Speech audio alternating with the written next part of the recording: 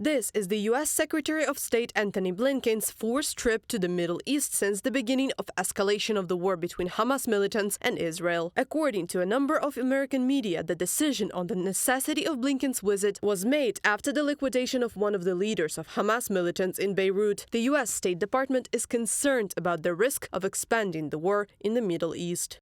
Alongside Blinken, U.S. diplomatic envoy Amos Hochstein is also slated to travel to Israel.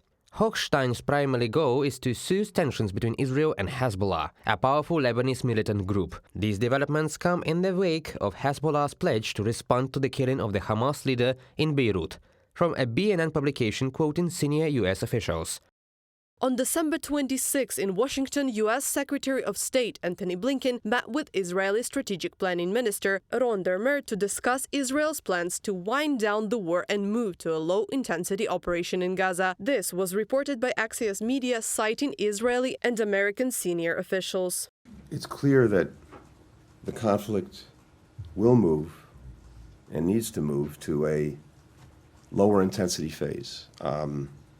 And we expect to see and want to see a shift to more targeted operations with a smaller number of forces that's really focused in on dealing with the leadership of Hamas, the tunnel network, and a few other critical things.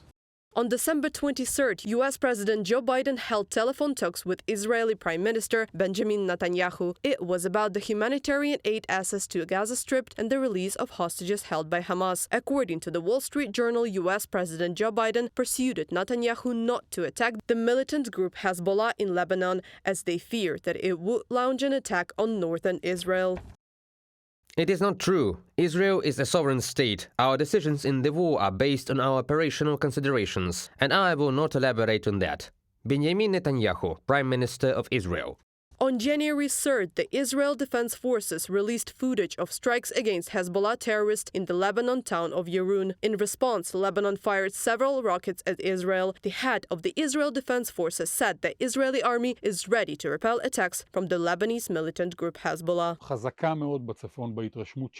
Based on my impressions, we are in a very high state of readiness in the north. I visit here often. I think our readiness is at its peak. There is a lot of expertise, great capabilities, and high morale. We are in very high readiness in all sectors, and we are currently focusing on fighting Hamas. First of all, we are looking forward to changing our routine defense measures. We are going to have more soldiers on the borders for at least the next year. At the same time, the Israeli army and Hezbollah issued statements on January 3rd indicating that the sides wanted to avoid the risk of the war spreading further outside the Gaza Strip. Reported by Anastasia Tarnavska, Kristina Dombrovska, UATV News.